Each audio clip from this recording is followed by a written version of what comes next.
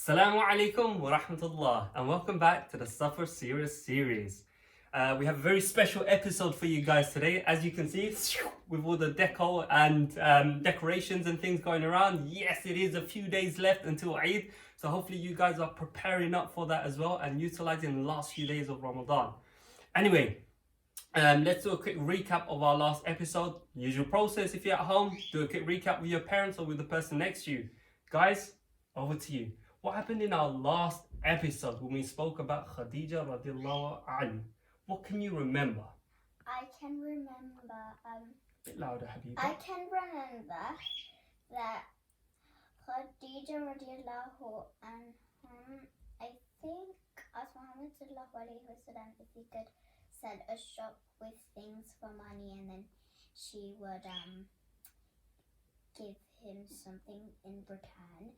And then Muhammad sallallahu alaihi wasallam agreed, and then so many people brought things from him, and then Muhammad sallallahu alaihi wasallam had so much money with him, and Khadija radiallahu anha was so surprised because he had so much, and she asked if he could marry him, and they were a very happy family.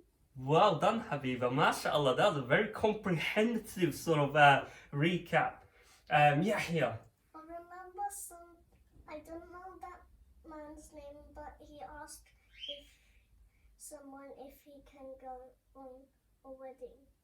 Yeah, that's right. So we spoke about Maysara, who actually went with the Prophet ﷺ, and he was accompanying him on the journey, and he came back and he gave feedback to Khadija radiallahu anha about the different things that he actually saw. So well done, well remembered as well. In our episode today, guys, we are looking at the Kaaba itself and how it sort of originated and where it went to. So anyway, Ibrahim alayhi salam, he was actually commanded by Allah subhanahu wa ta'ala to actually build the Kaaba, and he with his son, what was his son's name? Ibrahim and? Isa alayhi salam. Oh, very close but not quite. It was Ismail alayhi salam. What was his name? Ismail. Very good. Ibrahim and Ismail alayhi salam, they built the Kaaba together. However, some narrations actually say that it was actually Adam alayhi salam who went aboard and actually put the core foundations in the very first place before the actual Kaaba itself was built. Now, in terms of the actual Kaaba, when it was built using large stones. So at the time, because these stones were really big and heavy, as they were putting them together, they weighed so much and they were really, really humungadunga and big that they didn't really need to put anything in between. So they had no cement to sort of glue it and stick it together. So it was almost like pitter patter. They put the bricks on top of each other until they had a full sort of building up. But the thing was, at the time, they didn't add a roof. They didn't add a Roof. Oh my goodness me! What does that mean? What might happen, Habiba? It means that if it rains, the rain will come indoors and they'll get wet, or like bugs and mosquitoes and flies, and so many bugs will just come in and sting them. Oh, that's right. What do you think, Yahya? So What might happen if a building doesn't have a roof?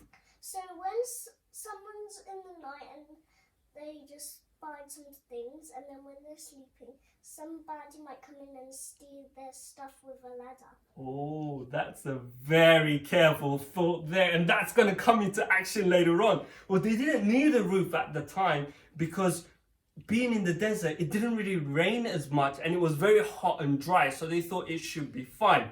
So they left it as it was. And in fact, if you go to Surah Baqarah, which is the second surah in the Quran, which surah? Surah Baqarah. Which is the Second surah in the Quran. In verse number 127, Allah subhanahu wa ta'ala actually tells Ibrahim alayhi salam, he says, وَإِذْ يَرْفَعُ إِبْرَاهِيمُ الْقَوَاعِدَ مِنَ الْبَيْتِ وَإِسْمَاعِيلُ. So he commands them to actually build the Kaaba. And it's a beautiful surah, and you have to go back into the Quran and quickly look into that part of the surah if you haven't done so already. And this also goes to show you the very importance of Ibrahim alayhi salam, his status. Because who told him to build the Kaaba? Allah. Allah subhanahu wa ta'ala. So he was chosen to build it, and therefore it goes to show us the sort of status and how important Ibrahim alayhi salam was to all of us, and being a sort of forefather to us all in that sense.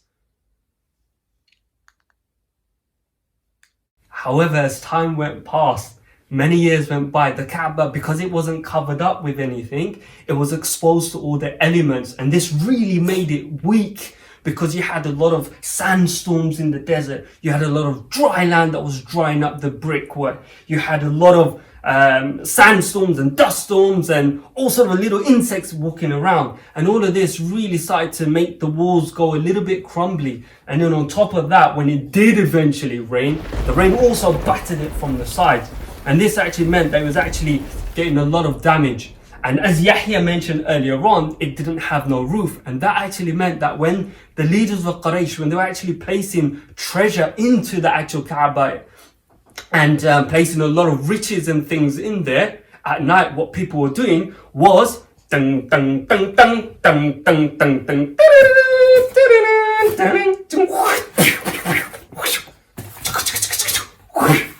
they were actually taking a lot of the treasure and they were stealing it. What were they doing? Stealing. Oh my goodness me. So it was all going to waste. So the leader of Quraysh thought, we need to do something because this isn't going on. The building might suddenly fall down or collapse eventually, and all the treasures things that we're placing into the building is getting stolen.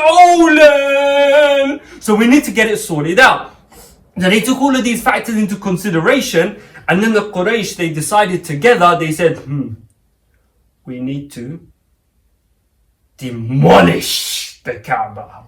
We need to Demolish. So we need to take the bricks down, and we need to take it all down and apart right to the ground, and then rebuild it again as a brand new Kaaba, nice and strong. And they all agreed that yes, this was a very good idea.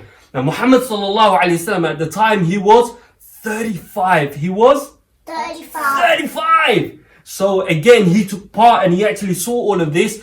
And meantime, as they decided to actually get this done, there was a sort of storm that came along the shores of the ocean, and there was an old ship that was in the ocean that was sort of shipwrecked, and they thought, oh, amazing, we could use some of the timber to actually use as part of the roof and structure as well. So they thought, yes, let's go ahead. But there was one problem. In the well of the Kaaba, there lived a snake!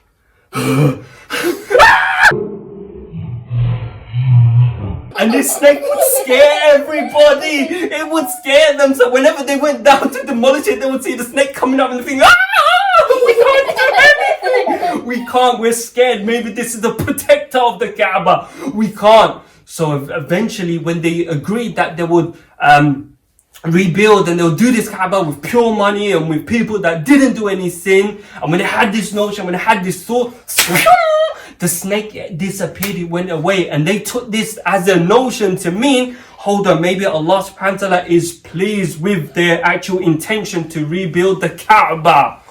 I think, should we have something going on right now, guys? Should we give the audience and viewers something to do? Yes. What should we do, guys? If you want, you could take part of our Spot the Difference challenge. Spot all the differences before time runs out. Woohoo! And how many differences are there for us to find? 10! So finally the day came when they decided to actually start taking the bricks down. Now there was one person, remember, everyone was nervous and really worried and scared because no one wanted to move or dismantle the Kaaba in case Allah subhanahu wa ta'ala wasn't very happy with them and in case a punishment fell upon them. But there was this one person whose name was Abu Wahab ibn Amma, and he thought, you know what, I'm going to be brave and I'm going to begin. So he went and he placed his hand on one of the brick and he slowly started to pull it out.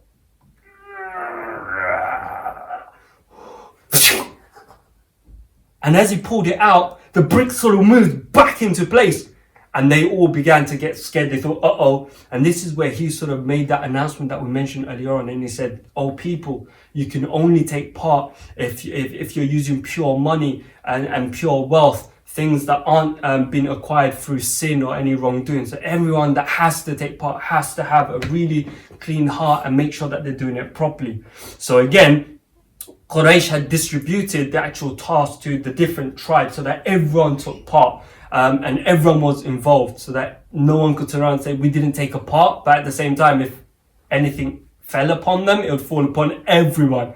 But even though it was distributed, they were still quite scared and worried because of what they just saw with the first person. So eventually one person stood up, Al-Walid ibn al-Mughira, and he said, I'll begin. And he took out a pickaxe, and he took this axe out and he started to axe away at one of the corners of the Kaaba.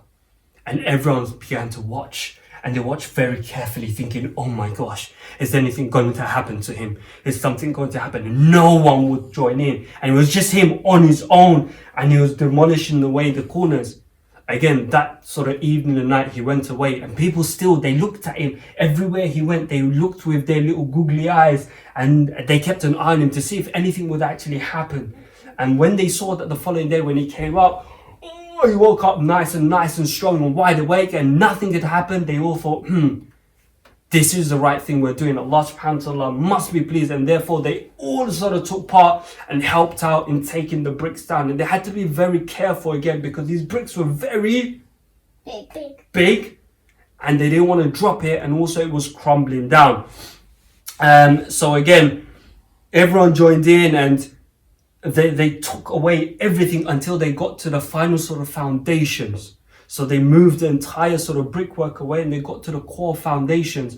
And when they began, one person took the pickaxe and he tried to move some of the sort of foundations away. And as they were doing that, the entire city began to shake. Entire Mecca began to shake. And they all got scared and they thought, we don't touch the foundation, we don't touch those foundations, they stay. And they left it as they were, and they knew that that was a sign for them not to touch it at all. Eventually, once they actually had rebuilt the entire Kaaba, it came down to placing the black stone back in the corner.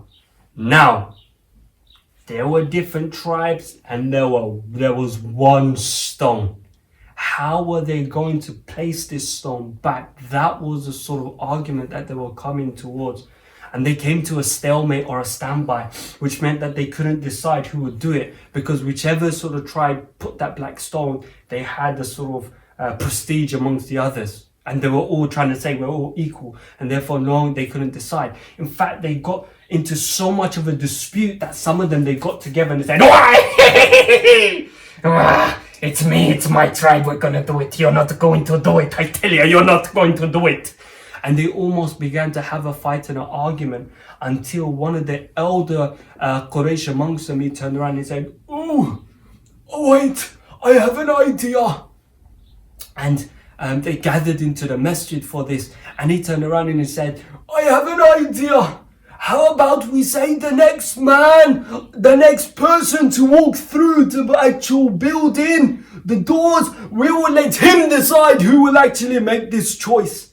So they all looked at each other and gave, that sounds like a good idea, man. We all agree, you know what I'm saying? So they all agreed, and they actually went ahead and they said yes. So they waited in anticipation to see who it was, and they waited to see who would be this man to come through. And who was the man that walked through that door first? It was, who do you think it is? Yes, it was Muhammad sallallahu alayhi wasallam. And when they saw him, they all jumped with joy and they said, yes, he is the truthful person. He is the one that makes wise decisions. As we said, Muhammad sallallahu alayhi wasallam, from that young age, his uncle, he kept him within the vicinity and the group and the sort of gatherings that they would have amongst the Quraysh. So he's very wise already. So when he came, he listened to the issue that they had and he said, I know, bring me a cloth. So he asked for a nice big cloth to be brought through, and then he lifted up the black stone and he placed it onto the cloth, and then he asked the different leaders of the tribes to hold a corner of the Yeah, he told them to hold the edge of the actual sheet. And then they all carried it together and they took it to the corner. And then Muhammad sallallahu alayhi wasallam, he lifted it up, the black stone, and he placed it back into place. And that was his intelligence. That goes to show you how he actually dealt with the situation. And it's time for our shout outs. So again, well done to everyone that took part. Let's quickly have a drum roll, guys, for the answers. And what were the names of the 4 daughters of the Muhammad sallallahu alaihi wasallam? Zainab, Ruqayya, Kulthum, And Fatima. Fatima. Yes, well done. So again, I'm just going to grab the iPad so we can call them all out. We had so many different participants. The ones that we managed to capture, again, were from Mu'mina, Amina, Hafsa, Khadija and Aisha, and also Jannah. So well done to every single one of you that actually took part. We also had Afia and Amina, who also got the answers correct, but also they sent in 2 beautiful posters for us to showcase today. So let's take a quick look at their posters, guys, and let us know what you think. So Yahya, what do you like about this poster?